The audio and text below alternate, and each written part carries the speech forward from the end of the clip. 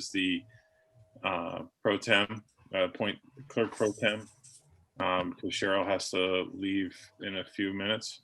Do I have a motion? Motion. Do I have a second? Second. Any questions, comments, concerns? All right, all in favor? Aye. All right. Any against? Okay. All right. Laura's just having some technical difficulties. She's trying to get on right now.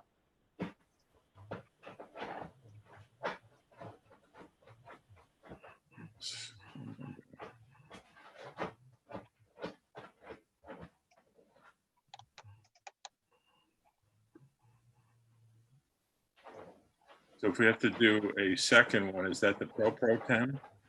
Or is it pro tem? Yeah. There we go.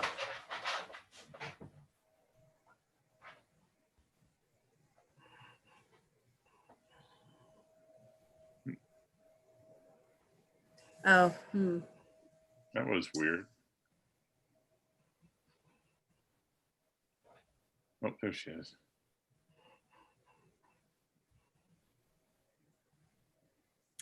There's no voice on her screen. she's connecting to Doesn't audio. show a little.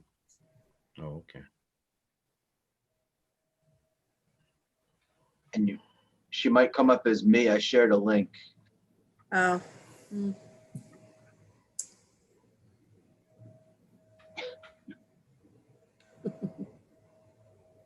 And Elliot, is Elliot coming in? No. Oh, Can you hear us now, Laura? Or is it still connecting? Okay, there we go. Can you hear us now, Laura? Sharing link. I'm sorry, can you hear me? There you go. we can hear you. I can't hear you. Yeah. All right. Do you want to resend her that link? Maybe drop and come back on, or doesn't it matter? Brian, do you want to just start so we don't delay people? Sure. Yeah, you got to figure out if she can't hear us, how she Yep. can clerk. I don't know how she's, yep. All right. How about sending her Paul's link? No, You're muted, Cheryl. go ahead and you guys go ahead and I'll help her get set up. All right, Good deal. let's go.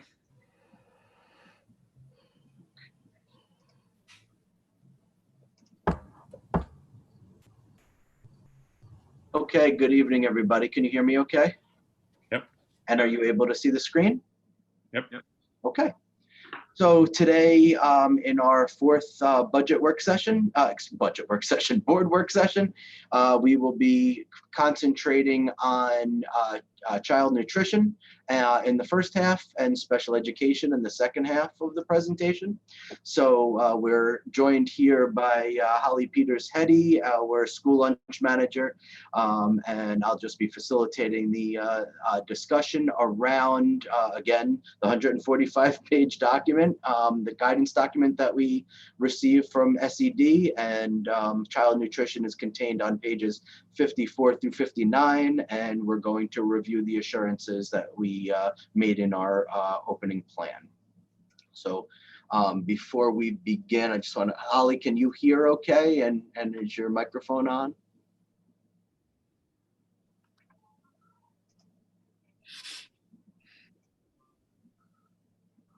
Can everyone hear me? Yes. All right. Okay. Okay, so each school reopening plan must provide all students enrolled in the School Food Authority with access to school meals each day. This must include students in attendance at school and students learning remotely. Holly, would you like to talk a little bit about some of the preparations that we've made and some of your consultation with First Student?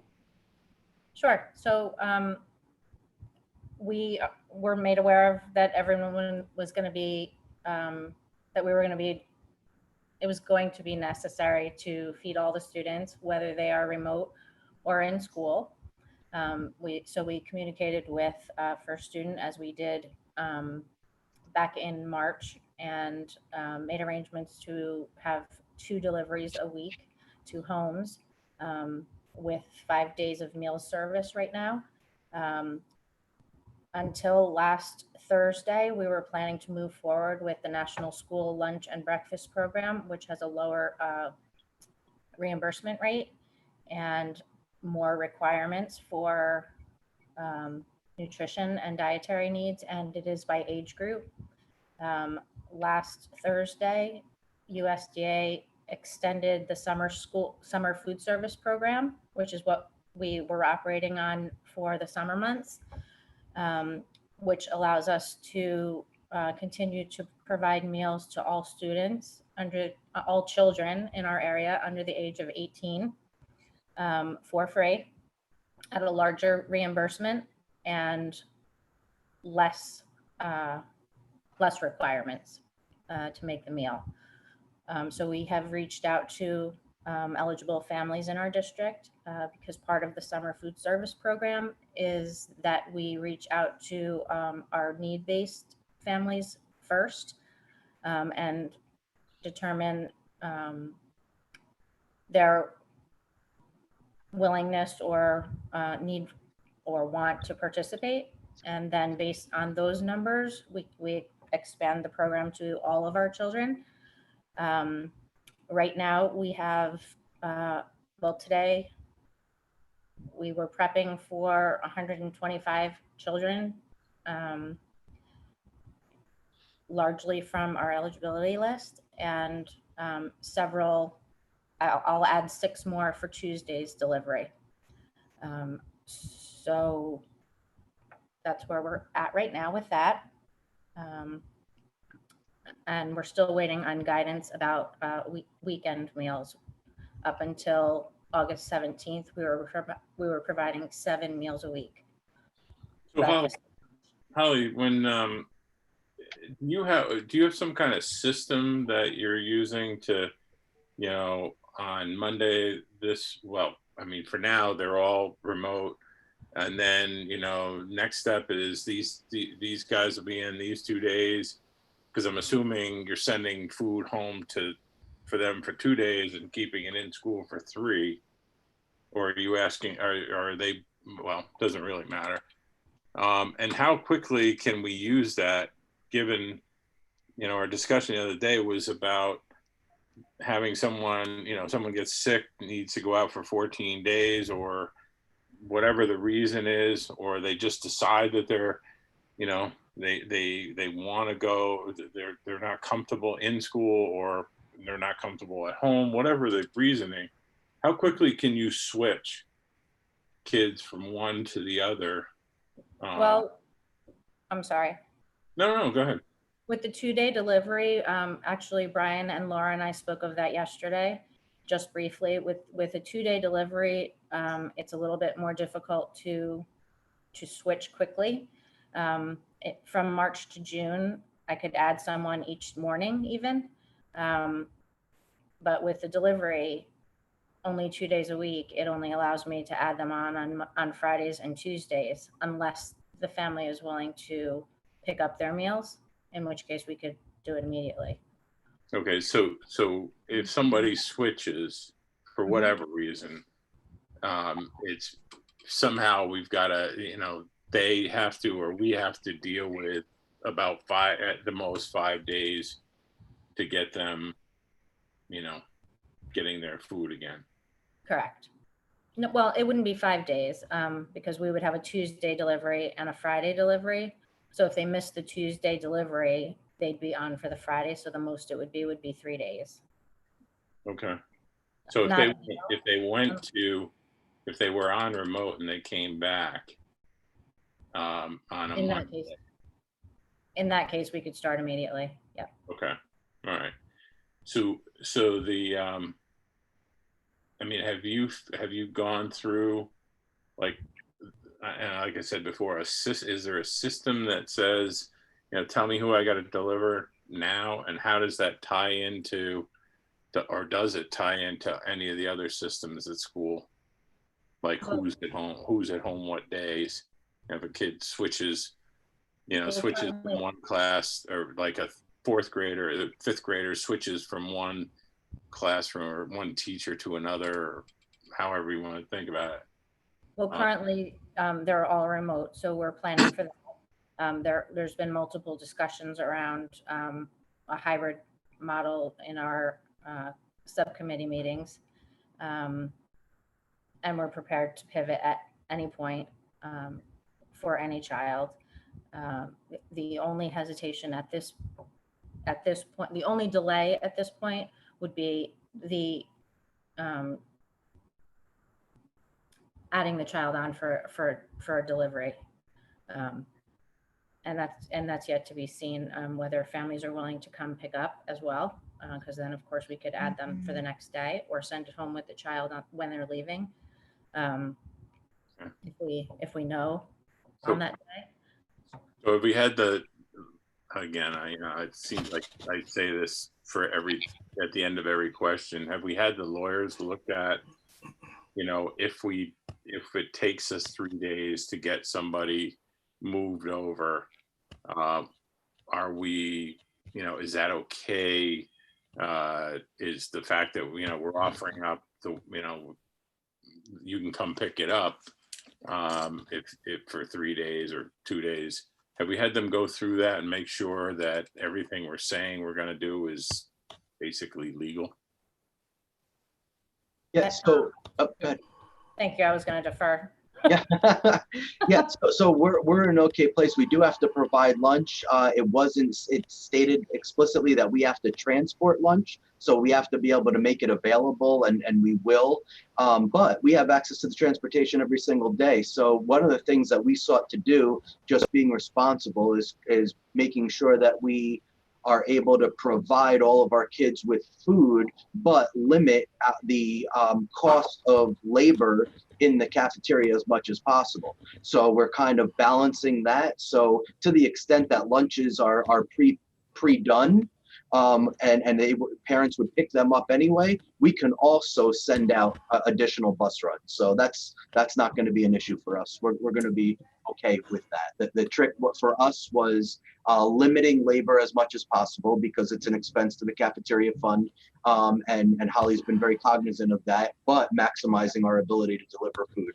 So what's our maximum capacity according to the newest law mandate? If every child 18 and under in the district requested free meals 5 days a week, what is our maximum output from our district cafeterias? yeah, so it would be 2 days, 2 meals. They would only get breakfast, and unless something Holly changed that I'm not aware of, but it would just be breakfast and well, it could be any 2 meals. Isn't that true? It could be lunch. It can be lunch and supper, or breakfast and lunch. So how many meals can we possibly prepare if, again, doesn't have to be students that attend Millbrook, 18 and under, every child? Well, Is there a maximum that we can prepare? we would continue to prepare as many as we could possibly do. Currently, when we have a full enrollment, we're preparing meals for about half of our enrollment, which is 400, to prepare for an unlimited number. I don't know that I can give you that answer. Can you do 1,000 meals?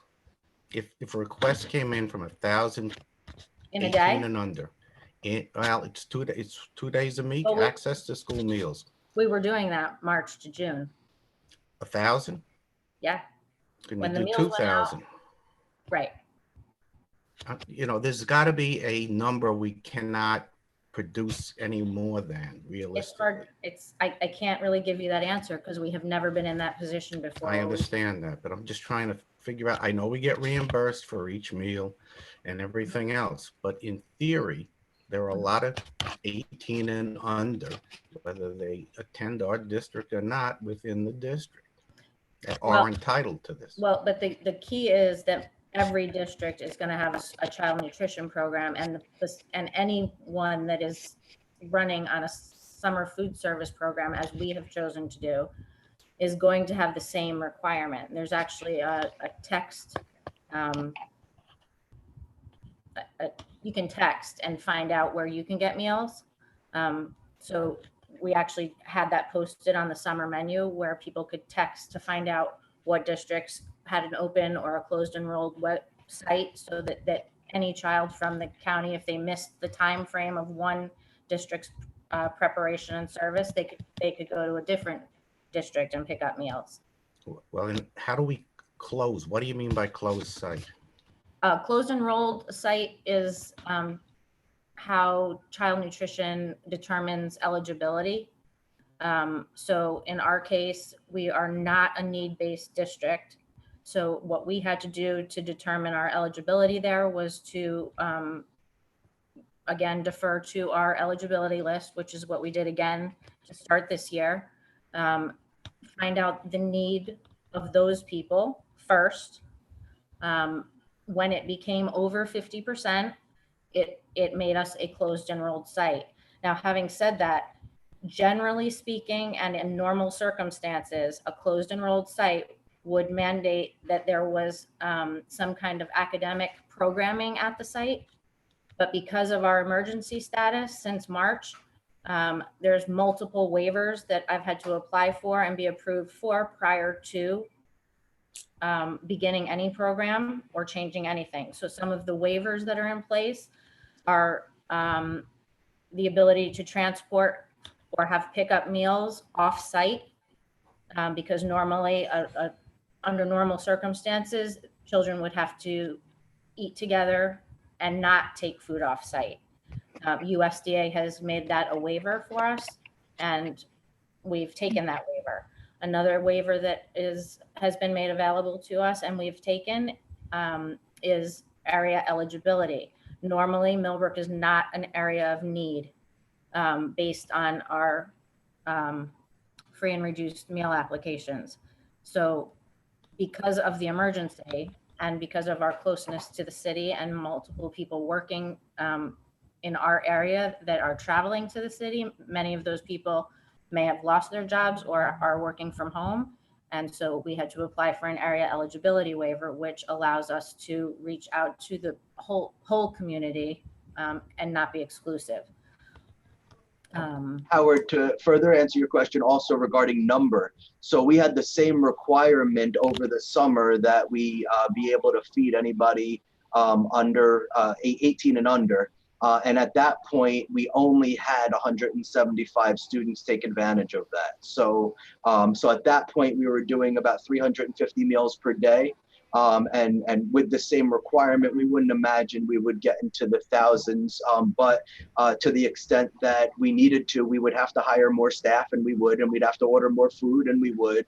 But that's kind of where we would get to, and hopefully we would find ourselves in a situation where maybe we could even double the amount of people taking advantage. And maybe we're not in the 175 arena, and maybe we're at 350, 400, and that would be great. Okay. All right. You have the state mandate is the state mandate, so we do what we can. Thank you. Thank you. I have a simple question. You mentioned 125 students. How many drop-offs is that per day? That's a great question that I don't have the answer to right now, but I can definitely get back to you. So John, do you mean that how many families are we talking about? Yeah, stops. Yes. Yeah. I want to say that we're probably in the 60s, maybe 70s. That's where we were from March to June. But because we just started on Tuesday and we were finalizing the list and still adding people on Monday evening and Tuesday morning. Yes, Labor Day, I was adding people. I don't have the answer to households, but I can definitely get it for you from the list. And how many vans are going out? I'm sorry? How many vans go out? 5. 5 vans for that many. Okay. And did you say this twice a day, Holly, or it's twice a week? Twice a week, Tuesday, Friday deliveries. Okay.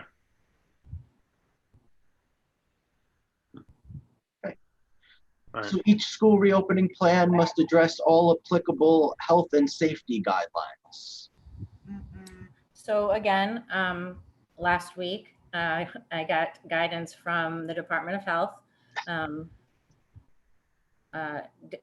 just outlining further any food service K-12 operation. Having read through the 18 pages of guidelines, I'm happy to report that we are fairly right on. We did add yesterday to our protocols that any deliveries that are received at the loading dock, drivers are masked. They are not going to be allowed entry without a mask. Once inside the foyer of the loading dock, there's a health screen form that they fill out, and a thermometer, digital thermometer was installed, and they'll document their temperature. If it's over 100, they will not gain access. Delivery will be left on the dock. All of those boxes will be sanitized with bleach and water solution as they were from March to June. And then we will move each box into the loading, into the building ourselves. So today we had 2 drivers, both passed. About how many deliveries do you get per day, Han? I have delivery days. So Mondays, Thursdays, and Fridays, excuse me, Mondays, Wednesdays, and Monday, Wednesday, Thursday, Friday, I get deliveries, with the exception of bread, which I could get every day. Okay. But that's an outside drop.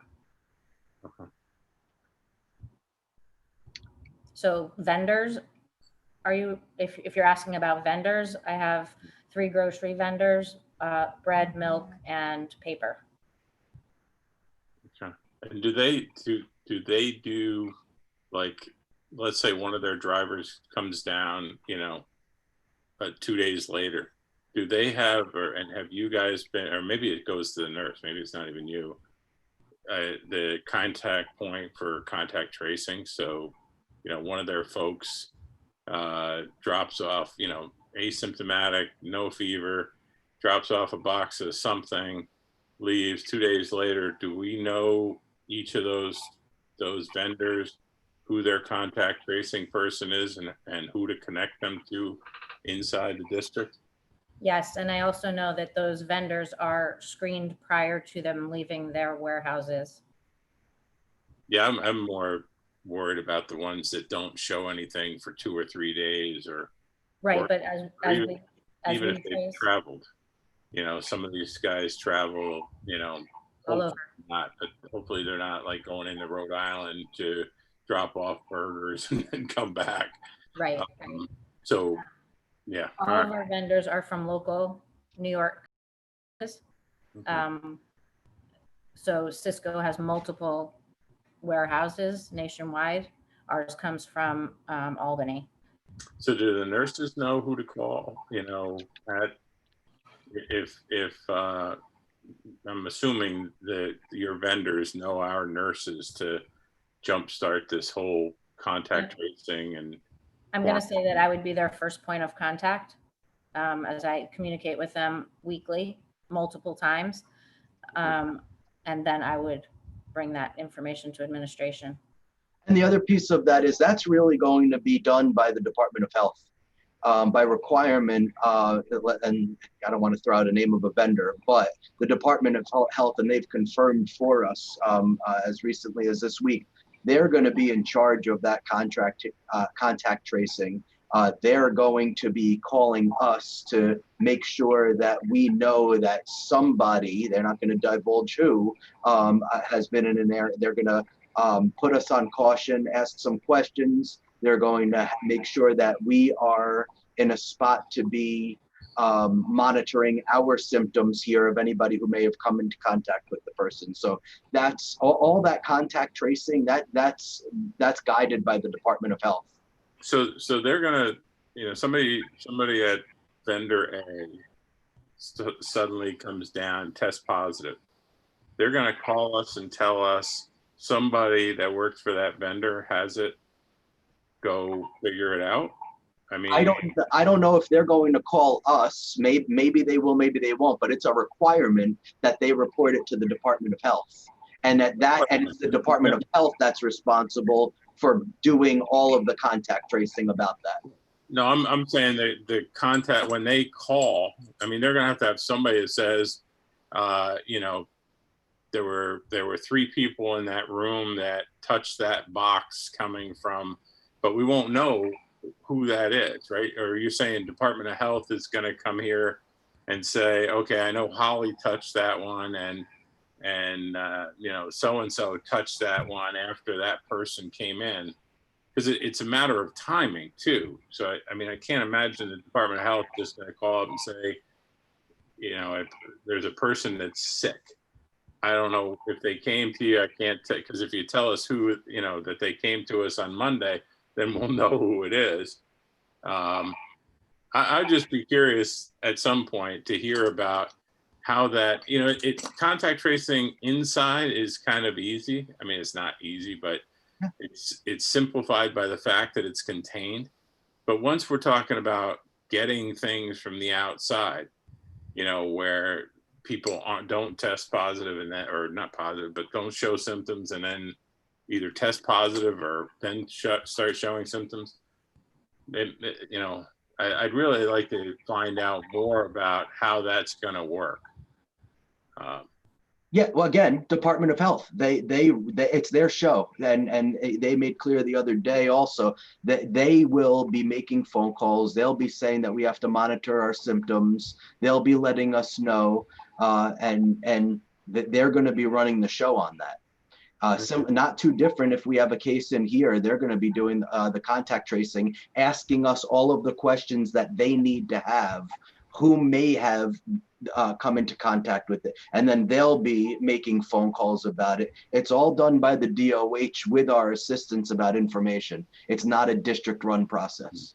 No, I understood that. I'm just trying to figure out, you know, at some point it is a, you know, a district process when, you know, we have to decide if we're shutting the, you know, well, not whether we're shutting it down, but, you know, whether or not this kid that suddenly has the sniffles also came in contact with somebody that was, I don't know. It just seems like there's a lot more.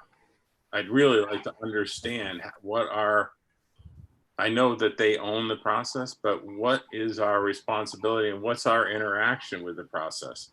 Because there's gotta be, I mean, it can't be, you know, call us in a week and let us, oh yeah, hey, by the way, if you hear you got any kids that are sick, you know, we've been doing this contact tracing for a week and a half. You know, I would assume they're going to call the nurses immediately, say this is underway. You know, vendor A this guy showed symptoms. We're not sure if he's there or not, but there's got to be some ongoing interaction with, and I'm assuming the point people are the nurses. Barry, I'd just like to hear from the health department at some point of, show me a contact tracing, do one that involves, you know, a kid inside, that involves a bus driver, that involves a food vendor. Now, show me what happens. Tell me just, you know, in term, I look at this, I'm going to expect this information from the district. I need to, you know, I'm going to expect Holly to have hour by hour of which employees touch which boxes. I mean, I'm not saying that's what they're going to say, but what is that process and how does it interact with us? Because it can't be completely standalone. Hey, Perry, if I could join on with this. Governor's office had a checklist of things you're supposed to have on available, and one of them is a contact tracing. And what's the other one? I can't remember now off the top of my head. Anyway, I'm sorry. But it's not, that answer is not the county's plan. It's how we relate to that. Mm-hmm. And you're getting at the same point.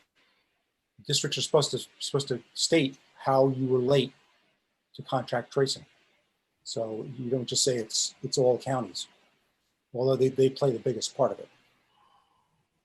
So that's supposed to be on our website. Yeah, it's on our website. It's on the reentry plan. That's the county's plan. It's not our relationship to the county's plan.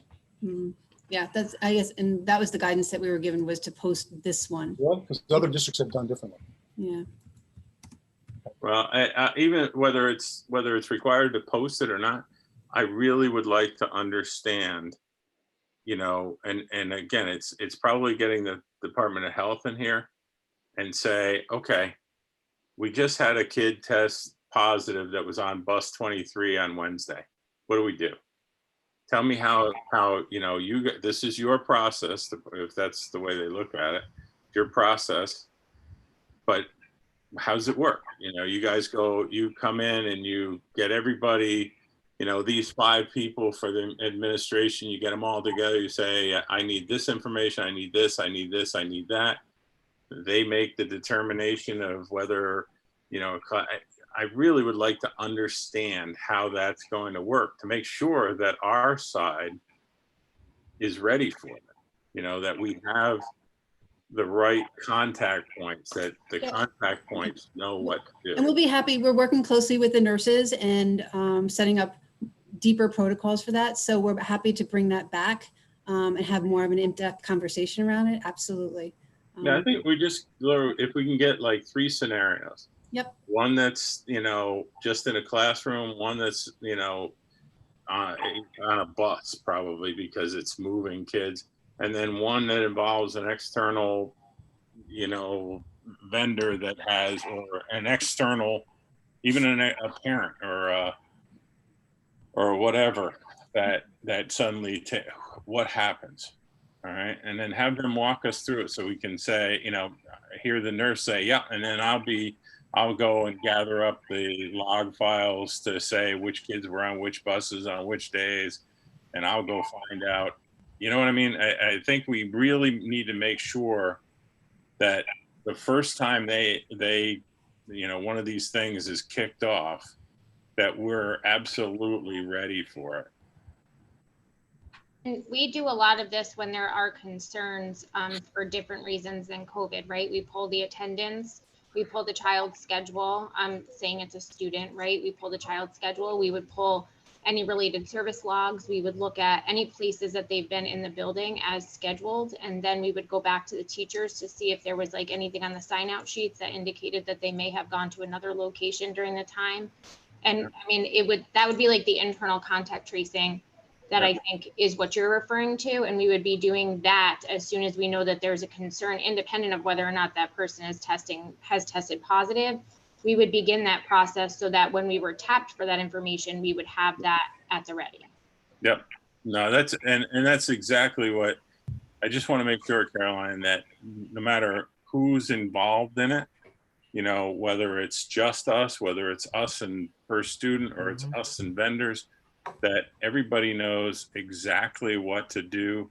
That especially because in some cases, I'm not sure how to say this right, but in some cases, you know, we had a little bit of time. You know, hey, can you get this stuff by the end of the week?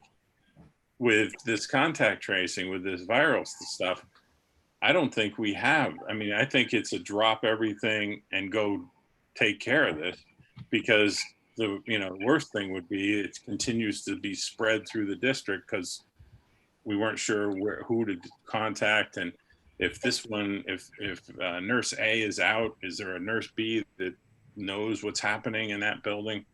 And I think it would be, you know, if we walk through this with the Department of Health at some point and our nurses and said, okay, and you know, here's what happens first, here's who calls who, you know, just pick a few, you know, like I said, 3 different examples, and we can walk through it and make sure, you know, that teachers aren't suddenly, you know, hit with give me all the information on which desks each student sat in this week. Right.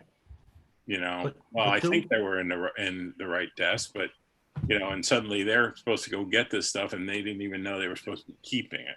Right. And when we talk about special education in a little bit, we'll talk a little bit about some of the things that I've been discussing with the principals about how to mitigate that exact issue by having planned seating and, you know, students not moving throughout the building. but having rather the teachers move to them so that we're not talking about multiple surfaces and multiple rooms and not sharing of equipment and all of those things that we're preparing so that the contact tracing really comes down to scheduling and then doing that backtracking of any places that the student might have been that's not otherwise scheduled, similar for a staff member. We're creating much more predictable environments and predictable routines to be able to do that easier. Holly, does the actual vendor who makes a delivery wheel it in to the cafeteria? Not into Or the cafeteria, into the Well, I kitchen. mean, into the back room, or is it left on the loading dock for us to bring in? With the new guidelines, normally they would wheel it in. With the new guidelines, they're stopped. They fill out their health screen. If they answer yes to any of the questions or have a fever, they are not allowed to go past that area, and they would leave it on the dock.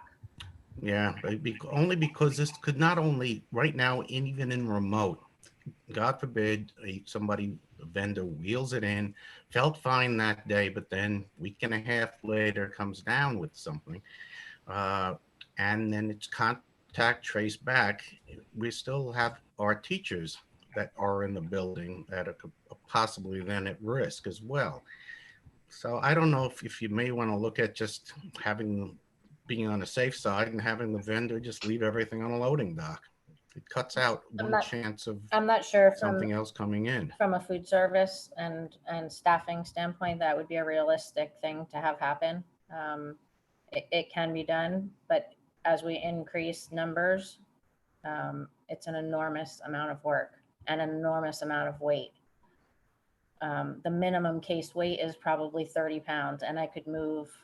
Well, not for you to do it, but maybe some of us other staff, janitorial, or I understand what you're saying. I don't want to go out and hire a lifter just to bring stuff in, but safety is paramount. And please know that I am the COVID coordinator, so I am really helping to facilitate the team, whether it's contact tracing. I'll be working with the assistant superintendents, the nurses, and anybody that the Department of Health needs to speak with so that we can walk backwards as to where a student or a staff member or a vendor was. So like Caroline said, we have we have a predictable environment right now for students. When it gets to the details, maybe we'll need a little more training from the Department of Health if that's what they need.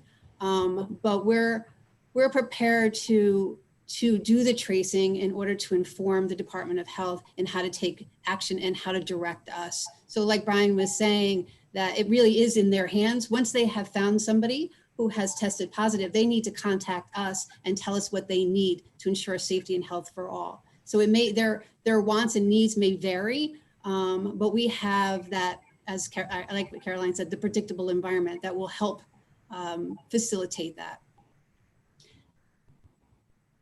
And just with John, when you were saying, that's what we were guided by to post to meet Cuomo's executive order. We had to have the screening, we had to have the reentry, we had to have the 3-parent meetings. So those are the things that were posted. You're absolutely right. They're more broad and not Millbrook specific, but Brian's showing you right now that it's a little more specific in our reentry plan. And also, again, we're working closely with the nurses to really drill down on these pieces. We have some flow charts that we're drafting, and we have some more narrative to put into this reentry plan. We'll be adding it over time.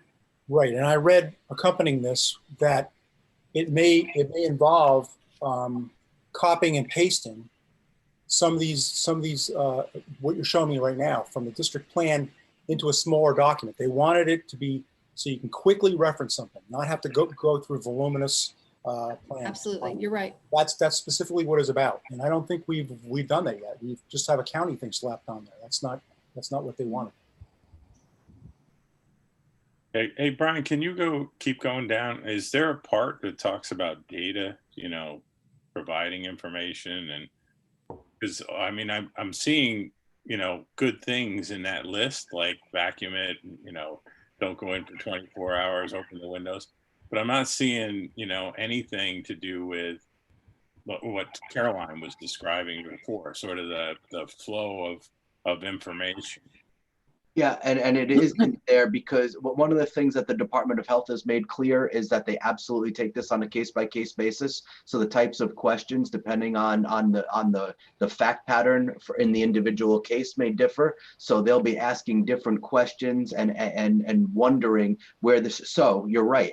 There's a situation where we have a bus so we have a protocol for that, right? So we know that on our buses, the bus drivers are going to be taking attendance, based on when kid gets on the bus, they check off their name and they keep going. So we're going to have that. We're going to have the fact that we have all of the screeners done before the children walk into the building. We're going to have the fact that the temperatures are taken. And then when they leave the room, they're going to have to sign out, call down to the office, because we're making sure that people call down to the office in order to be able to even go to a nurse's office or an isolation room, because we want to be able. So all of these processes we do have nailed down, but we can give you some specifics as to like a classroom deal, a bus deal, and an external vendor deal with no issue. All right. All right. Let me get back to sharing the Yeah, presentation. one while you do that, Brian, once, and this sort of doesn't have anything to do with this, but when I went to the middle school, I don't know, a week or so ago, it struck me, I was trying to figure out how in Elm and Alden you're going to have John Rudy get his temperature taken from a thing, and a 2-year-old get their temperature changed or taken from the same sensor. Can we do, do we have any extras where we could put one at a normal height, not John's height, but a normal height, and put one at a child's level? Yeah, I don't know to what degree those are adjustable. I haven't tried. They I don't know are. if anybody- and how far down they go. I just don't know that. They are. This screen actually does one of these that you can literally just take it and just move it down, and it can go all the way to the floor. So because my office is in Elm, we actually looked at that the other day. Okay. Because there would be no way that the little ones in Elm would be able to get up high enough at the adult height, but you can actually just tilt it down. Do we want them? We don't want them playing with those things. So, it would seem like a simple thing to put, if they do, like if they adjust like that, then put, an adult one next to a child one. So we're not, they're not trying like whipping the thing up and down. I'm assuming like there would be somebody there, right? Because if somebody did have a temperature, like they'll have like some adult monitor type person there. Yeah, but I don't think they're the person that's going to go, like move the sensor up and down. No. I don't know. They might well do that. That's they might, because they have to monitor it. And frankly, if God forbid there's a temperature of over 100, that child is not going to be able to gain entry to the rest of the building. So it does have to be monitored. Yeah, just take a look at it. I don't know why it came into my head, but often strange thoughts do. So, just if there's a way to make life easier, getting those kids through with parents, especially I would think in Elm, that's going to be like, parents walking their kids into the building. I don't know. Anyway, just think about it. I'm sure this was thought of before. I know it's happened to me a couple of times with work, but I'm sure you guys have got an answer for this. When I've gone in, it's happened to me 3 times. When I've gone in to get my temperature taken, it has come back of over 100 degrees. And like you guys, I'm standing outside. That's why I'm waiting for you. Before I come in, I'm standing outside in the blazing sun. And then I have to wait a few minutes. I have to stand in the shade. Is there anything that anybody's going to do when these kids are sitting on these hot buses, or they're standing outside before they have to come to school? Is there a place where these kids are going to be able to stand till they cool down to have their temperatures taken again? My understanding that doesn't have an impact on the temperature because it's taking the temperature from the eye. So that negates all of that. Oh, these aren't head scan. These are head scan, eyes or head? Yep. Forehead. Through the eye. Oh, okay. That is a good point though, because I had that happen when I went to the dentist. I'm just wondering if maybe there's a backup plan. I went from 100 degrees to 97.3 in a matter of seconds after I walked into the shade, and she monitored a different spot in my body. I mean, the usual plan is to take 2 or 3 Advil before you go in, but. All right. Anyway, I mean, we ought to make sure, you know, we take a good look at those entryways. The last thing in the world we want is, you know, we're nailing every other kid because they've got 100-degree fever, or we're not getting them, or they're taking it forever because we're moving the headset back and forth, whatever. Yeah, again, everything that we've learned about before we purchased it is that this machine is immune to that. Okay. Yep. So the next bullet, each school reopening plan must include measures to protect students with food allergies at providing meals and spaces outside of the cafeteria. And we are, and Holly, would you like to speak to that a little bit? Sure. So each year, as part of students enrolling and coming back to school, there's children who have allergies, and provide that information to the nurse. When we started home delivery in March, we coordinated with them. They are added onto our spreadsheet. We prepare a meal special for them, label it with their name. There's no details except their name. And we take the precautions necessary to ensure the allergies, there's no allergens in the meal. Once out of the cafeteria, that would become part of classroom protocol. Taking next step to contact. What about the ones you deliver, Holly? Do you have, I mean, I know some kids have like seriously severe allergies to the point where, you know, peanuts shouldn't even be in the room. Can we, you know, are these things separated to, I guess it would be Department of Health regulations on the delivery vans? They are, we don't serve peanut butter, and we haven't, nothing going home has peanuts. Anybody that is flagged for a peanut or tree nut allergy is provided something that's usually pre-packaged, and the label clearly specifies made in a tree or tree nut, peanut free. Yeah, no, I wasn't, you know, peanut was an example, but can we keep these things separated enough where they're individually bagged? Contaminate. They're individually bagged and then individually bagged again. Okay. Is how we've been doing it. Okay. And those are, am I thinking correctly that those are labeled? Yes. Great.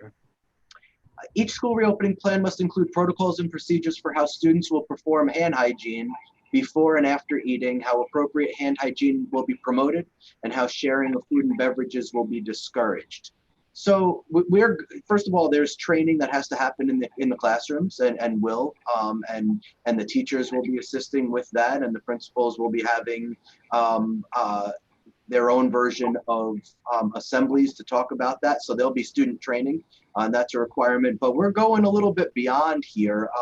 We weren't really comfortable about the word discouraged. It's not gonna be permitted. We're not gonna be in a position where we're gonna be able to share food.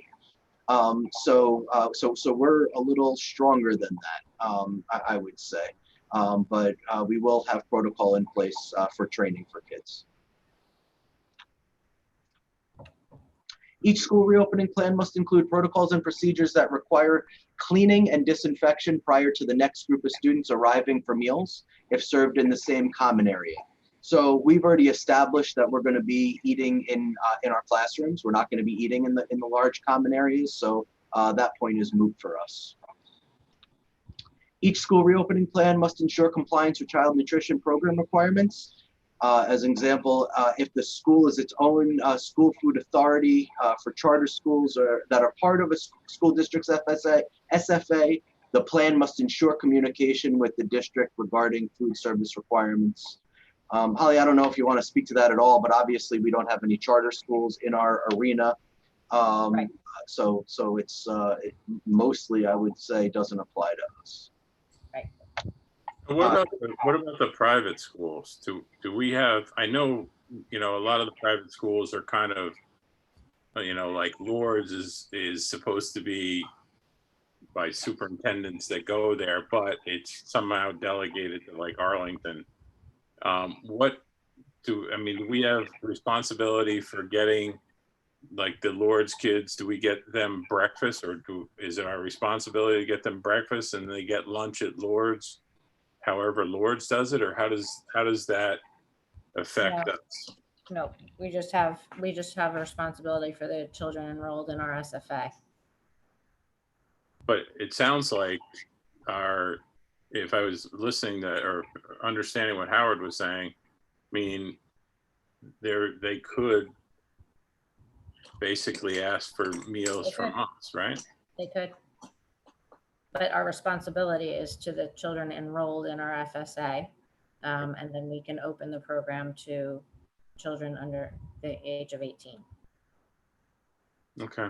So if they were going, like, if they're leaving in the morning, they could enroll in SFA to get breakfast and then hit Lourdes at whatever time they get there and get lunch covered by Lourdes. Is that fair?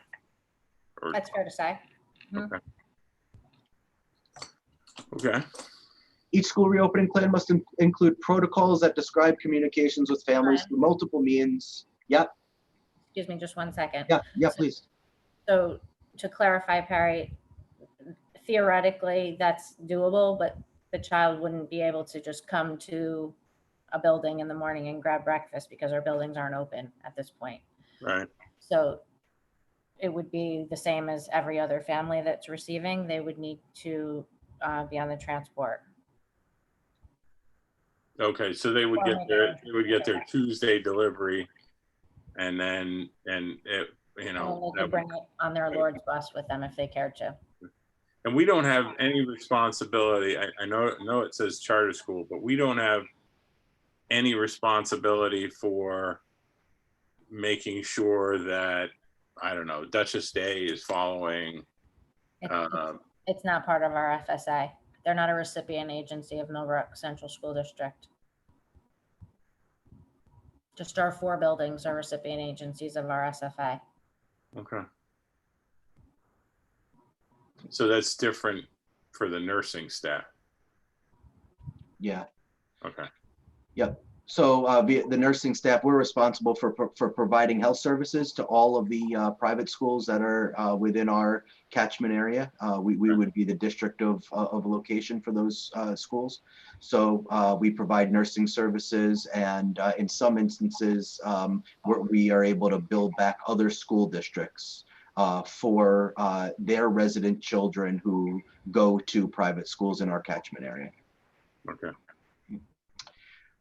Each school reopening plan must include protocols that describe communication with families through multiple means and the languages spoken by families in our school district. So currently we have participation in meal program posted on the website. It's available and translated to Spanish, which is the only other language currently that we provide services for. We have the free and reduced meal application, both in Spanish and English. Emails are sent to the family from Laura, and they're translated. We send out all calls notifying, not specifically for that reason, but it's included in those all calls. And when we have a Spanish-speaking family, one of our administrators or Alyssa Kelly have been helpful in reaching out and translating for us. So this would not include, sort of the discussion we had before, like if one of your employees gets sick on Thursday and packed all the lunches on Tuesday, you're not saying this communication is really just basically a web page. It's not meant for calling those parents, and that would be a Department of Health thing, or who would do that? Well, I'm sorry. go ahead. I was just going to say, so this is more about food service and availability, and as opposed to Department of Health and contact tracing. So remember, this is with regard to child nutrition. So it would be all about availability of transportation for food, and availability for pickup, and of meals in general. So I mean, and I know this has never happened, and hope God forbid it'll never happen, but it seems like the same situation. If we sent lunches home and then found out we had some salmonella or whatever, and then had to go back and get out to the parents and say, like, that stuff that we sent you, if you haven't eaten it, throw it in the garbage. Who would do that kind of communicate? Because that would seem like the same type of person would say, hey, we had an issue where one of our employees is tested positive for COVID. They were involved in the packing of the meals. Tell the parents, look, it's probably safer to trash them or not. I don't know what the communication would be, but that's not what you're talking about here. You're talking about. Yeah, but something of that urgency that you mentioned right there, Perry, I would say that would then be an all hands on deck effort, and everybody would be making phone calls, and obviously Holly would already have a record of whom she delivered to, or per student. But I would say something of that importance. It would Caroline, myself, Laura, Holly, and all administrators, all secretaries. We would just be getting out to people as quickly as possible. And I'm assuming we would have, whatever language you call it. We would work closely with Department of Health and our district attorneys just to help us with the script and the narrative to make sure that we're saying everything correctly and accurately. Yeah, no, I meant more like, we know this family doesn't speak English, or doesn't speak English very well. What we'd want to do is have someone that speaks Spanish call that family, or speaks French, or whatever the language might be. Absolutely. Just like when Steve Cabello did the parent meeting in Spanish, fully in Spanish. So we have some folks on staff who can help us with that. Okay. And we also have a service that's contracted that we can call into for any of the other languages that we don't have a staff member that is fluent in. We contracted Language Line, and their availability is pretty amazing when we've needed them. We use them often for our meetings for the meaningful parent participation. Are they through BOCES, Caroline? Yeah, we contract through BOCES with them. And it looks like our last assurance that we've made is that each, with regard to child nutrition, each school reopening plan must require that students must social distance, a 6-foot separation, while consuming meals in school unless a physical barrier is provided. And of course, if when we get to this and students are eating at their desks, obviously the center of their desk to the next person will be of minimum 6 feet. So have we been, this week, we've already been delivering the meals, like the normal school meals, since Tuesday, yes. Okay.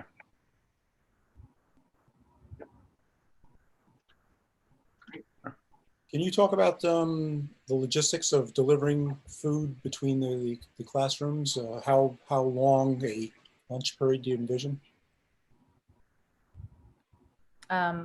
I'm not really sure at this moment, to be honest. We've really put our focus into, again, transporting and dealing with the remote first. We're ready to pivot, and we're ready to do a different plan, but it's hard to say. This was about hybrid. Yeah. Right. And that's part of what we'll bring into when we start talking about some hybrid scenarios and what it'll look like transportation wise, child nutrition wise, special education, teaching, learning, all of those components. We'll be ready to at least discuss them and share ideas, and always open to suggestions and recommendations, of course. But in terms of length of period, John, I would say we're going to be, and we've had these conversations, whatever collaboration we have between food service personnel and facilities, we are going to be prepared to have the food delivered to be able to maintain a normal lunch period. It's funny because some, you walk around here, even at the middle school, and there's a 40-minute lunch period as an example, and they're generally done in about 15, 20 minutes, and then they're hanging out, going outside. So without that, lunches aren't. There's not going to. I don't believe that there's going to be a major loss of instructional time. No. Because they're not going to be, a lot of that is commuting back and forth to the cafeteria, and that's just not going to happen. Well, there's a whole prep, there's prep pan cleaning, there's pickup, there's delivery, there's pickup of the trash and stuff, I guess. So the only thing that I can relate to definitively at this point is when we did breakfast in the classroom. And at the middle school, we were feeding about 70 students in the morning. We packed them in milk crates, and they were delivered to the outside of the classroom. Teachers brought them in and distributed them. Start to finish was about 25 minutes. So more meals would just be more crates and more classrooms. Right, but if you don't have the personnel, it could be problem. I'm sorry? If there's not enough personnel for that many classrooms being delivered to, Right, but we've had that communication, and it's on our radar for sure to adapt so that we can make that happen, whether it's food service or food service and facilities or facilities. And obviously we're going to need district transportation, especially if we're satelliting from the middle school with reduced staff. John, can I follow up on your question? I think, I don't know if this is where you're going, but if not, that's where my question will go. Since the recommendation initially was for hybrid, what was the plan that as proposed before the board voted to do remote learning to start for food delivery to the classrooms? That's where I was going.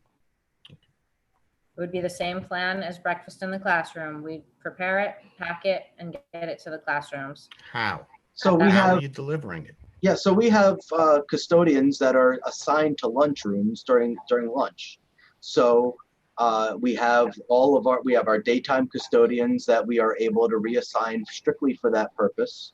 And then we also have the ability to bring in subs. Mike was fully prepared to bring in people that he needed if it meant that we were in a position where we were making somebody's nighttime shift 12 to 8 as an example, instead of 11 to 7 or instead of 3 to 11, we were prepared to do that. So staffing in that way wouldn't be an issue. We would just be adapting Mike's staff schedule and perhaps even bringing in additional subs from food service that Holly would have available.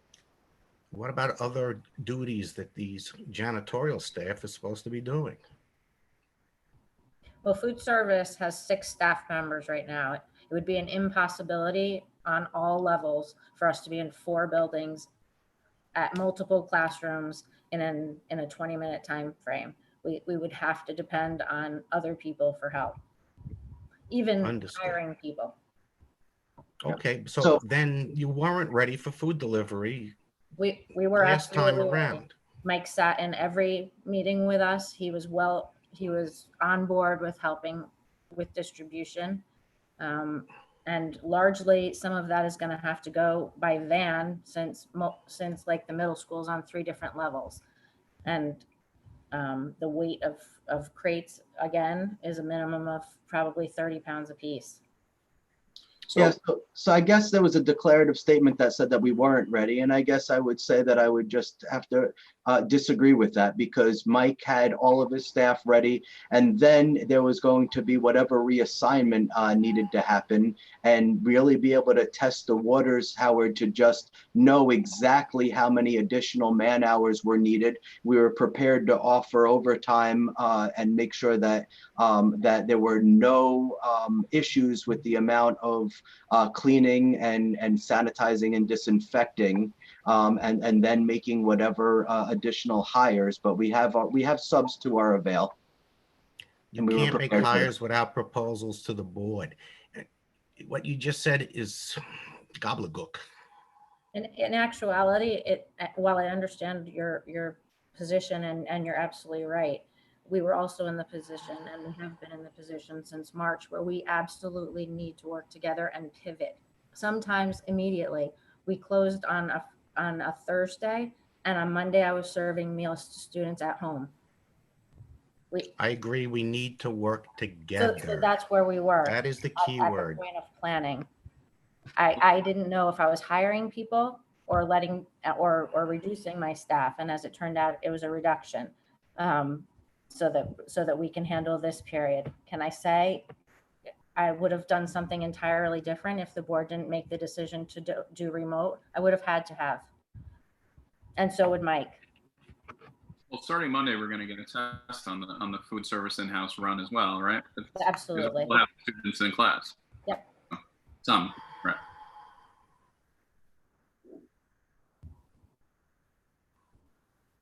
So Brian, it sounds, I'm hearing the Mike's folks are going to be tapped for a variety of tasks that they presently that they have never had to do. Sounds like food service. It sounds like quarantine room manning. I don't know if there's bathroom monitoring. They're not gonna. That's not a an operations and maintenance function. Oh, I thought Mike was committing folks to help there.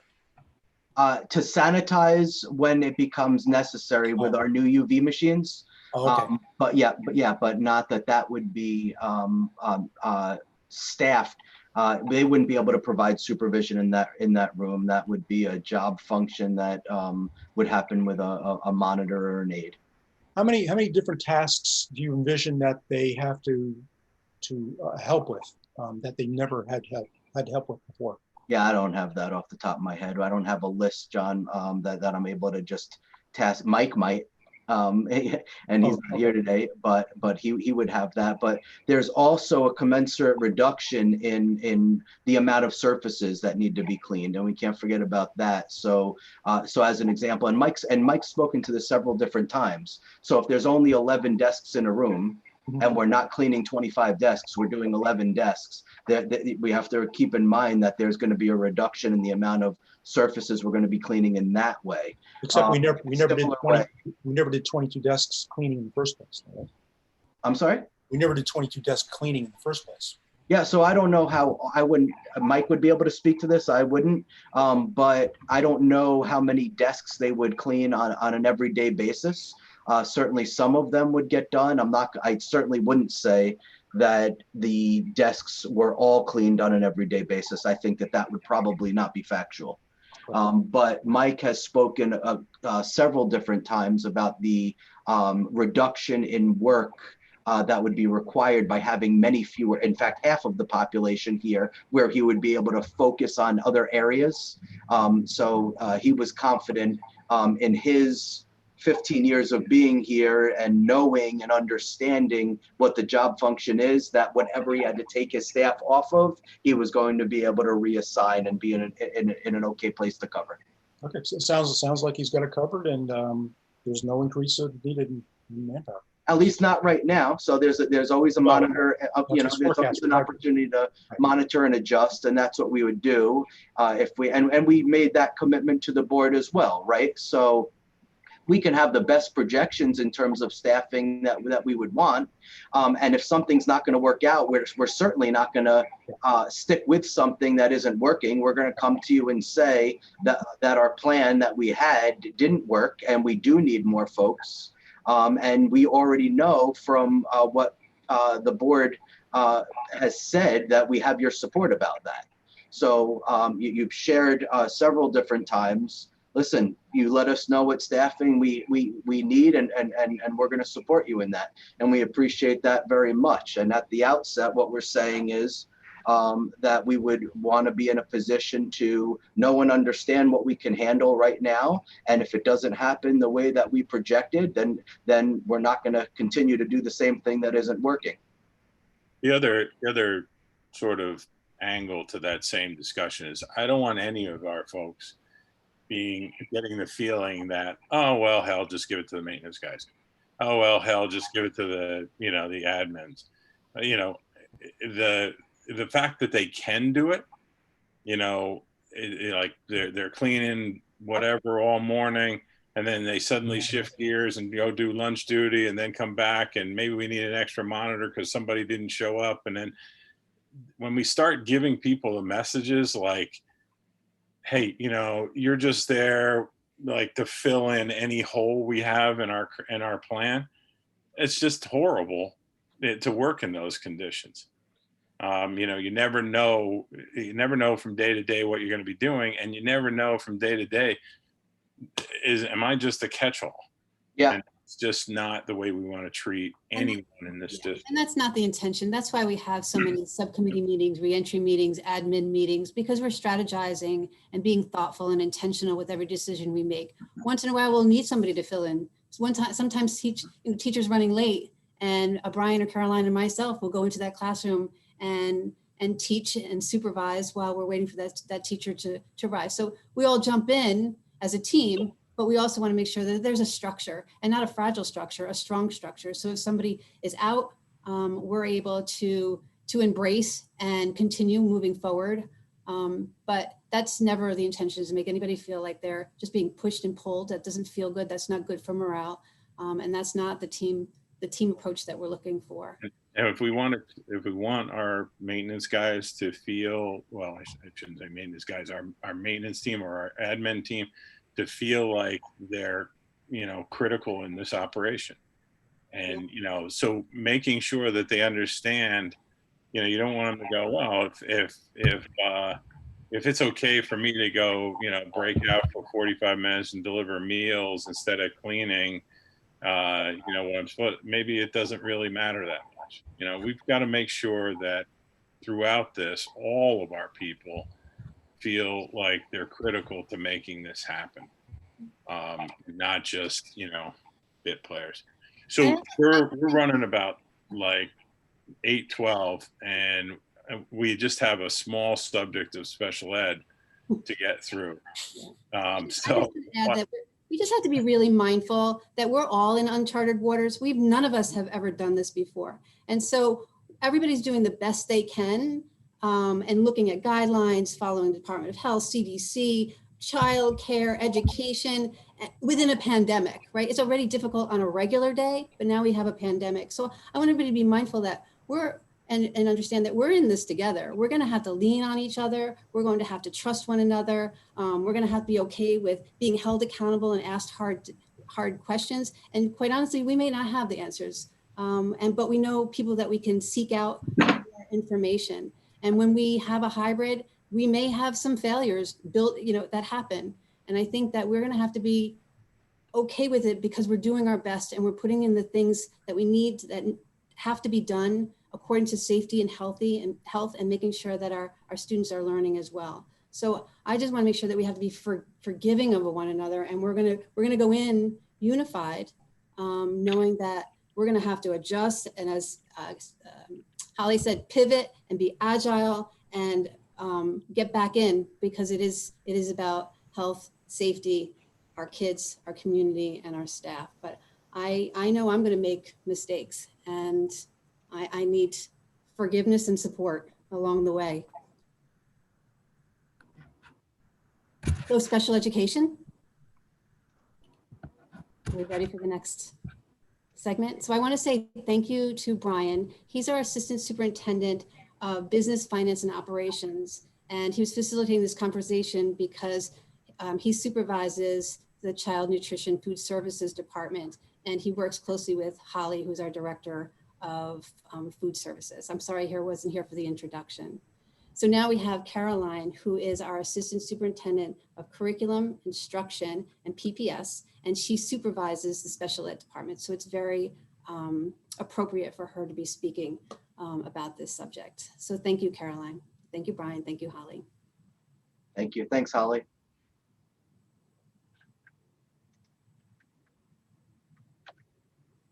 Can everyone see my screen now? Yes. Yep. Okay. So this is the special education portion of work session 4 of the reentry conversations.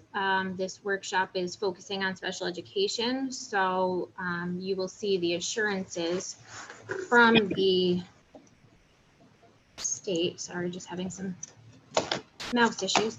You'll see the assurances from the state, and those are located on pages 112 to 121 in the Recovering, Rebuilding, and Renewing guidance for reopening for schools. So each bullet point here is just focusing on one area of special education. The one thing I will say is that while some of this now adds in factors about reopening in whatever model, be it hybrid, remote, or in person, the one thing about special education, which has been a blessing and a really difficult scenario, is that not much in special education has changed over time because of the fact that these are provisions that are required by law. Some of this has been very consistent and is very consistent with the practices that my office is doing each and every day in a normal circumstance. However, these things have been complicated by the circumstances that we've been in since March. So each BOCES school reopening plan, whether services are provided in person, remote, and or through a hybrid model, addresses the provision of free and appropriate public education, known as FAPE. That's each child's individual right to that education. And where special education differs from the general education program is that the FAPE provided to a student in a special education program includes their meaningful access based on their IEP and their individualized plan. So it says also consistent with the need to protect health and safety of students with disabilities and those providing special education and services. As we know, that on Monday, we will have 34 students coming in for in-person special class programs. We also have a number of students that will be coming in for their related service programs. 9 of those students will be using district transportation. An additional 10 students we have not had confirmation from, and the remainder of the students will be bused by family at the preference of the parents. We also have a segment of the population that parents have at this point declined in-person services and requested that their services be delivered virtually for their related service program. So we are working with those parents, as it was mentioned a few weeks ago when Beth Harris was on this meeting with me. We talked about the fact that parents are integral in this process and that they have the right to meaningful participation in the decisions made about their children. So we've been working with families and getting each of those individual scenarios set up. We're working on related services schedules because they are so very complicated between the programming for students and the fact that they can't be pulled out of other IEP driven instructional opportunities in order to receive their related services. So we're working on that, and we're working with transportation to arrange all of that. And it will be done by Monday. We will have it ready to go. So Caroline? Yep. Just sort of an overarching question, because it I mean, you understand this stuff so much better than we do. When a while back, a few weeks ago, maybe, I don't know how long ago it was, one of the things we talked about with you was the huge amount of work that you had to do in the next, X amount of time to individually get all of the, I'll call it, parent, student, what we're going to do plan together. Where would you say you are on that right now? 90% done? Yeah, about 90% done. The big piece of it is we do have some families that we've We've sent letters, we've made phone calls. They haven't been responsive. So we're still working on arranging some of that, as well as working with the first student in order to solidify transportation, mostly for those students that are coming in just for related services. So not for the, entirety of their special class program. To be able to create the bus runs with first student, but they've been extremely responsive, and they're responding to so many things right now between in-district and out-of-district programs. So Debbie and Karen have been great in being flexible and trying to work through creating those bus routes with us. Okay.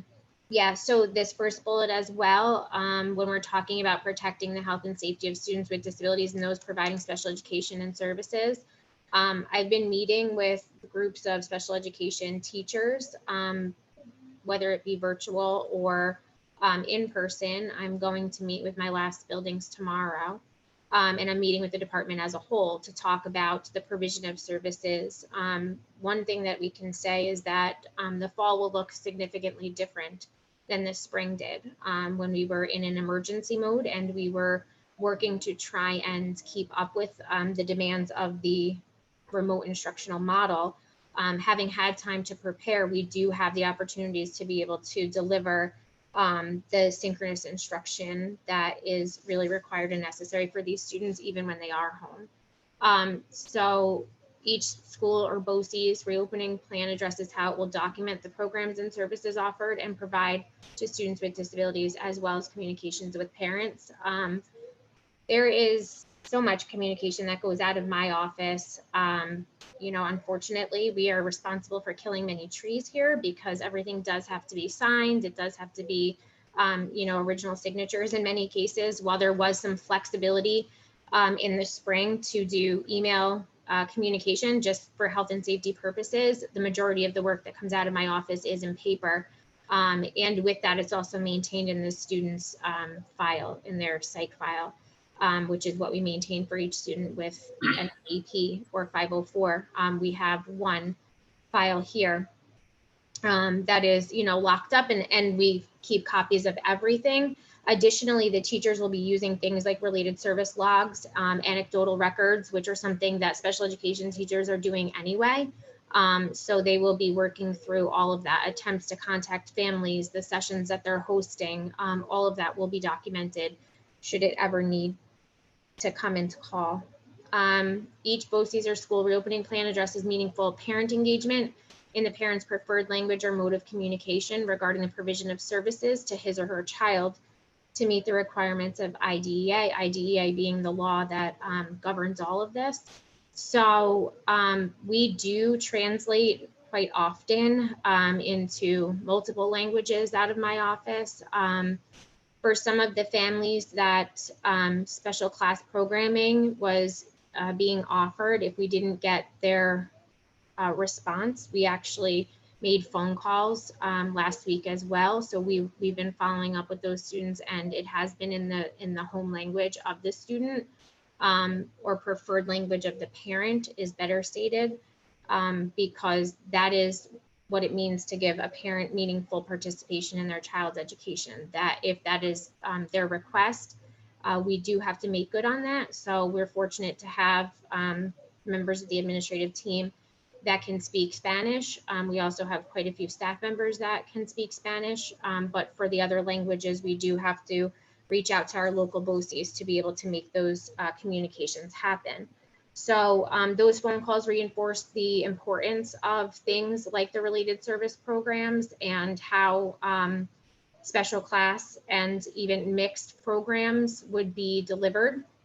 And that's where we were able to have that parent really engage in what it would look like for their individual child, ask the questions if they had any, and then make those decisions based on, their comfort and their, like I think someone had said that, the risk and the reward, like some parents felt like they would rather maintain the safety of being in a virtual program for the related service that their child is being delivered, rather than send them in for just one related service session that could potentially expose them So we were able to have those conversations with many parents. 128 letters went out, and all of those families, except for 10, have responded that we've been able to get an answer as to what their preference would be. At this point, the next Carolyn, I bullet. have a question Yeah. for you. So Mhm. it sounds like 128 families were offered these services in-house. So you're saying roughly about 35 of them with 10 accepted, with 10 still waiting on, correct? So the other ones decided to do remote. Now, is that fair to say? No, so there's 34 students who are coming in for the special class program. So there's 34 total that were offered, and there's slightly less than that actually that are coming in for the full program. It's about 28 students who are coming in district-wide for the full special class program.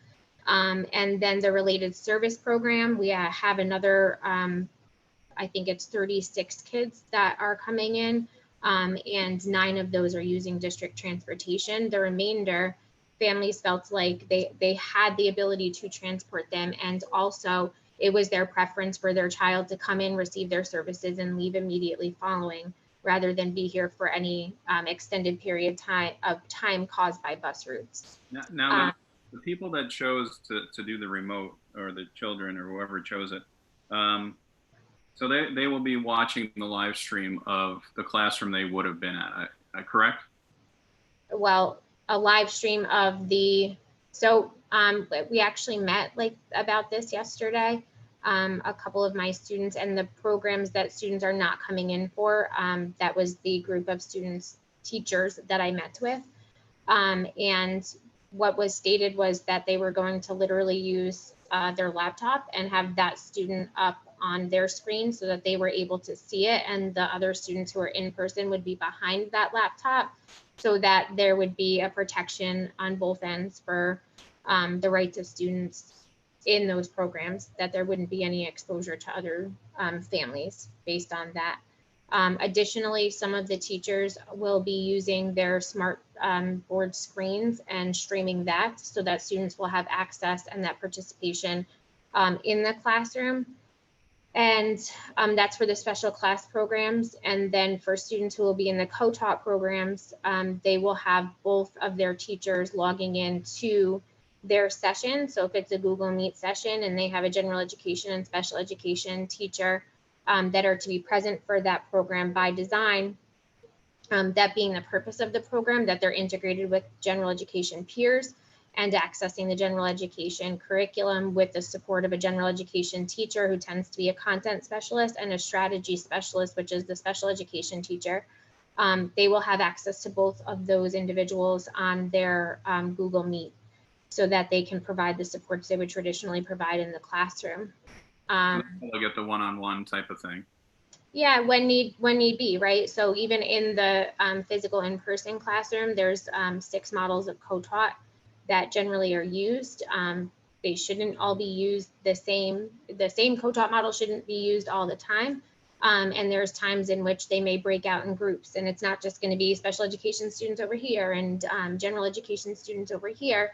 It's going to be whoever's struggling with that concept at this time, because in a co-taught room, they are integrated, and there's reasons for that integration on both ends, really. So it's going to be whoever's struggling with a particular concept at a particular time may go with, I'll just use our 9th grade teachers. We have Ms. Holzborg and Ms. Hillman. They co-teach together for ELA. So it may be true that in a co-taught classroom online, Ms. Hillman may pull a group of students similar to how they would do station type teaching or parallel teaching in the classroom. Ms. Hillman may pull a group of students into a separate Google Meet, similar to how the Zoom breakout rooms work, while she's working on something very specific, like it could be scaffolding the writing of an essay. Whereas there might be other students who don't necessarily need that support, and they may stay with Ms. Holzberg for that period of time. Just a chunk of time throughout the lesson where they're able to be parallel, working on the same thing, working on the same skills, but might need something different in terms of strategy in that moment. So they can just divide do that parallel group and then come back together as a group for whole group instruction, because groups of children in a classroom may need different support. It may also be true. I totally understand that. I think I was more saying, like, if you have 3 people at home watching the class that they're giving, how are those 3 people really getting the one-on-one? Because you're not going to break out into a separate room. So, you know, is that going to be the 15, 20 minutes of teaching and then the co-teacher is going to work with them online? Or how is that going to work with just that one-on-one where the whole room's not virtual? It's only a few people. Yeah.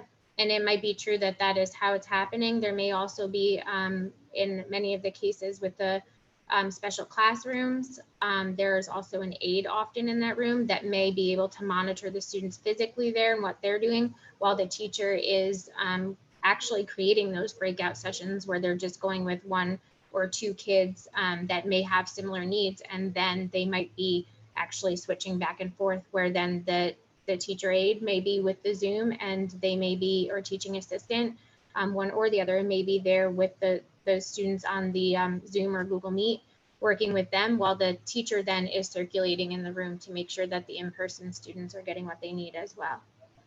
Okay.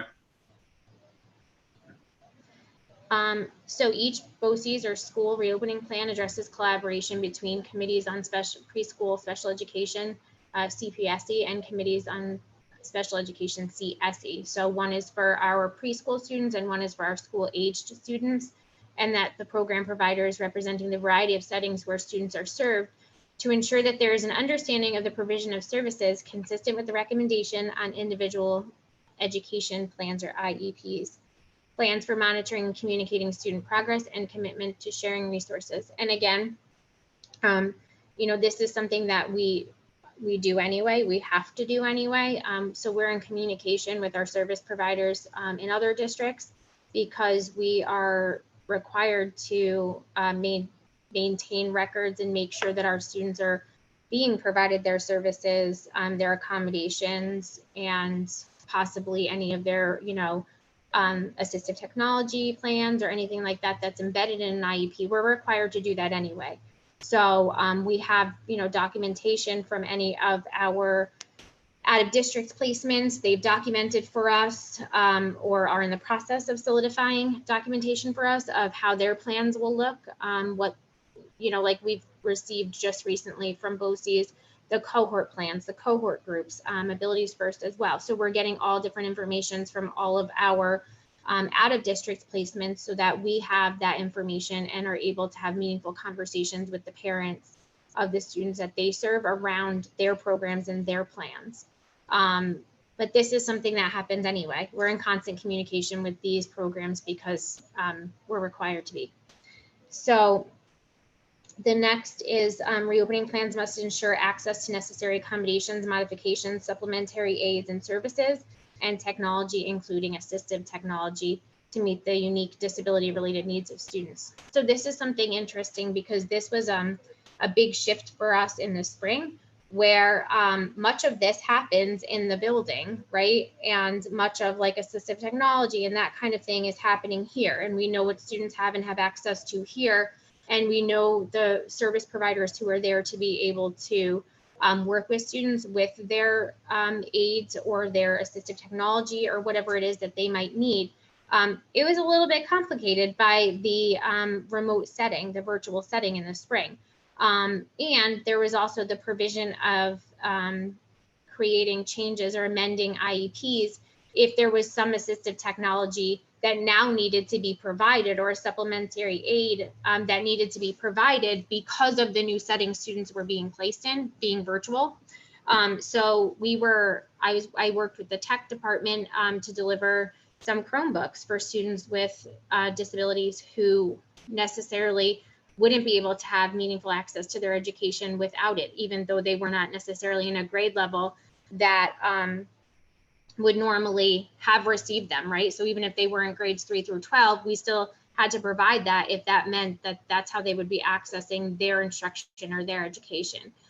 Even things in terms of like wobble cushions, which is a cushion that literally engages the core when a child is sitting on there, used for OT. We had them delivered to the house. I mean, the couriers were great when students needed it. If we added it to the IEP and we had to push it out Transportation was great. We used district couriers in some cases if it was local trips as well, right within the village. And we made those things happen as best we could to respond to any of the needs that students were presenting in their new environment. Similarly, there's some, accommodations and or management needs of students that are listed on the IEP that will drive the goals of the IEP. Some of them are very specific to the school environment. So there were cases that it was necessary for the psychologists or the teacher of record, the case manager, to work with families and discuss, those specific goals and how they can be translated into a related goal that would be in the home environment. So still working on the same skills or standard for a particular area. Could be social skills, could be behavioral. And now we're no longer looking at an unstructured time like the cafeteria or, recess, but now it might be unstructured time and creating routines at home in a different way, looking in a different light, but trying to achieve the same goal. So that's where a lot of those meaningful dialogues with families come in my office, especially where necessary in shifting to this virtual environment.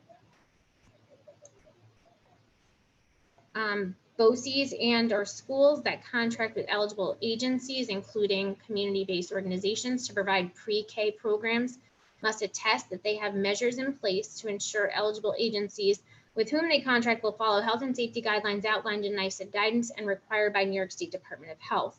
The BOCE school must also ensure their eligible agencies have continuity of learning plans that address in-person, remote, and or hybrid models of instruction. So yes, we had to do this, and we've been doing this. We've been working through all of this in my office.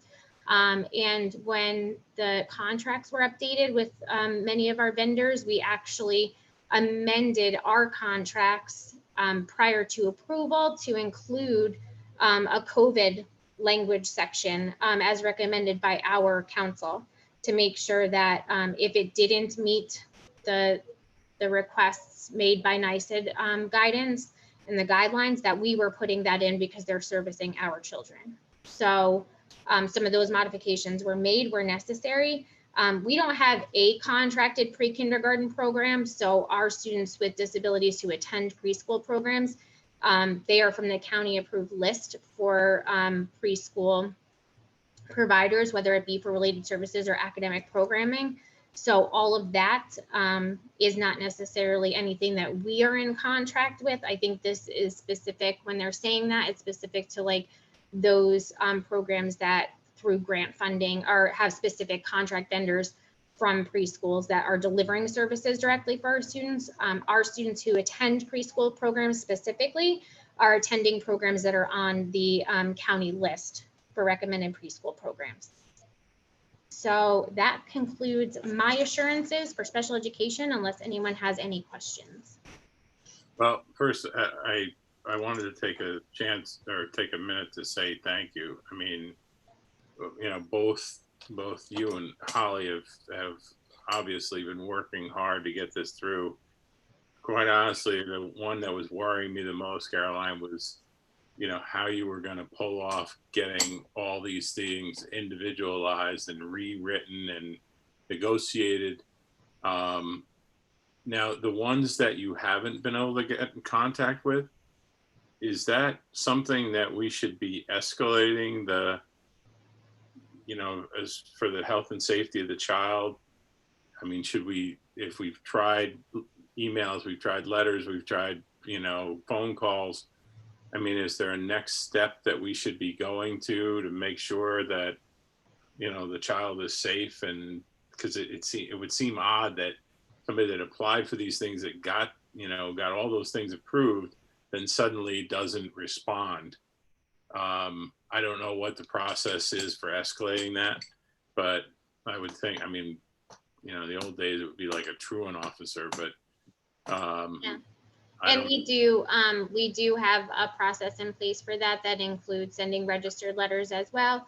And then where we don't have participation or response from certain families for a period of time, we unfortunately do have to, though we don't want to, as mandated reporters, we do have to call that in and let Child Protective Services know that we're unable to make meaningful engagement with a student. And a lot of times it's the related services piece that is more of the concern to Child Protective Services, because in some cases that's considered a medical need. Definitely. So often that is the bigger, more pressing issue. You know, we have to document all of our attempts, and we do in my office. I am blessed to have an amazing assistant, Paige, who is she is unbelievable. She's so organized. So every single article of mail that leaves this office is logged in. She has a system for logging it. So she can tell you every single time a phone call was made from this office to a parent, and every single time a letter went out to a parent.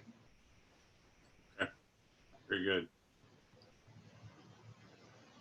Any questions for Caroline? If not, I was going to, I don't know who is the sheriff right now. Do we have access to the questions that have come in from anyone that's listening, or questions that haven't been already answered? Yeah, there aren't any, Perry. I'm sorry? There aren't any. Really? Okay. All right. So any other questions from the board or anybody that happens to be on the phone? I have a question. Caroline, are you getting the help that you need? Are you okay? Do you need anything more? Do you need anything from us? I know that it's starting soon, you know, school next week. Are you set? Do you need anything? We did just put in for a new hire. So that will be, my recommendation for that will be coming to the board next meeting. And that will be filling a gap. That will be really helpful. Our providers they've been taxed. This has been a lot. There's been, because of the fact that we could not have in-person meetings and could not do in-person evaluations for a period of time. We are playing catch up, but that is going to be helpful. And, you know, any support that Paige can have is helpful as well. So I appreciate the offer. The other secretaries in the buildings have been great when we've been really backlogged. They've come down if they had a free moment to help us out. Okay. Caroline, as far as the retesting, I know that's a big conglomerate, but is there any sort of plan on the horizon for that as we move into the year? Yes, just be hamsters on a wheel and going. No, very seriously, the addition of the CSE chairperson is going to be extremely helpful because that one person is going to be able to keep meetings moving so that the psychologists and other service providers can focus on making those reevals happen because they don't stop, right? So we have the backlog, and then we have this year's annual reviews, reevals that are coming up. So we're going to be all hands on deck. And we will get through it. And I did have a conversation with Laura yesterday where we spoke about, if need be, coming back to the board and bringing in someone to close that gap and to be able to assist with some of that. Sure. All right. Any other questions? Sorry. All right. Caroline's gone. Caroline, And with that, Caroline, Wow. there she is. Like a sunburst. that was good timing, Caroline. Was that like a mic drop? Yeah, I was like, lights out, I'm done. All right. So the next, we don't have anything else on the agenda, I don't think, right? No. So the next session we have, one of the things that you guys know, we've sort of reprioritized for the board meeting, the remote status. You know, what is it?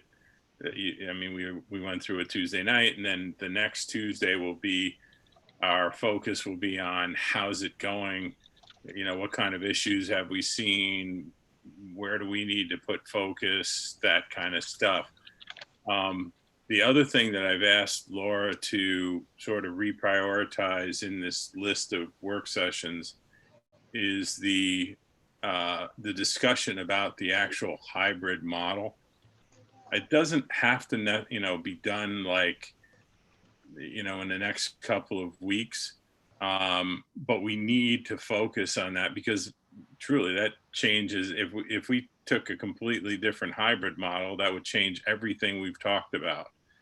Yes, Um, it would. Mhm. so, we're going to need to hit that one pretty soon.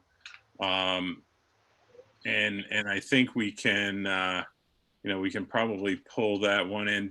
Laura, did you have an idea of which meeting we could, or which work session we could pull that into?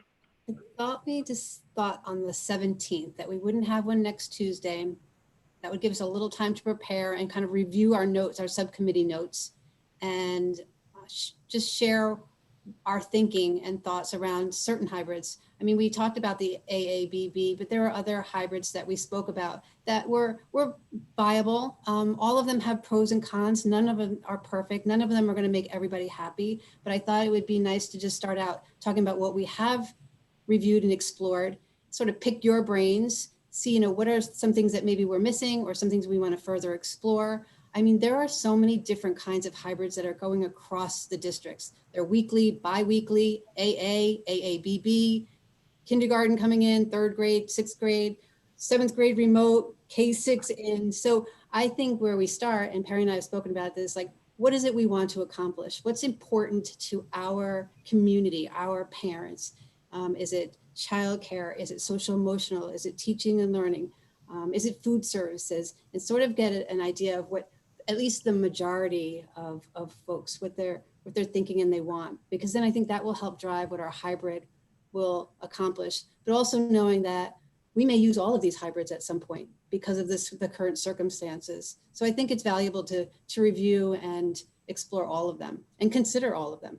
Yeah, and to the members of the board, I mean, it's really a matter of, as Laura said, what is it we're trying to accomplish? I think any model where the children are actually physically in the plant is a model that will, take care of some of the social issues, getting the kids the ability to see each other and know their teacher and all those things. Those sort of take, if it's AA, BB, AB, AB, all that stuff, those sort of get taken care of. But it's also a matter of, there's consistency, for parents. So is it better to do week on, week off, week on, week off? Is it better to do Monday, Tuesday? A is always Monday, Tuesday, so they can plan on that. Does it really make any difference? So, hopefully we'll also have some parents on at that meeting to, give us some feedback on what is it we should be trying to accomplish, not necessarily just, I mean, of course, the most important two things are our students' education and our students' safety.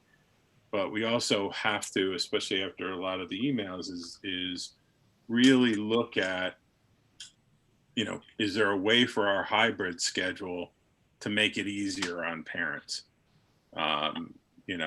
So so the idea, let me check the calendar real quick. So the idea is on Tuesday, the 15th, we will not have a working session. Correct. Cheryl will cancel it or send it out or whatever. On the 17th would be the discussion of the hybrid models. That more than likely, I would think we'll have that discussion on the 17th and then probably have it again on the 24th.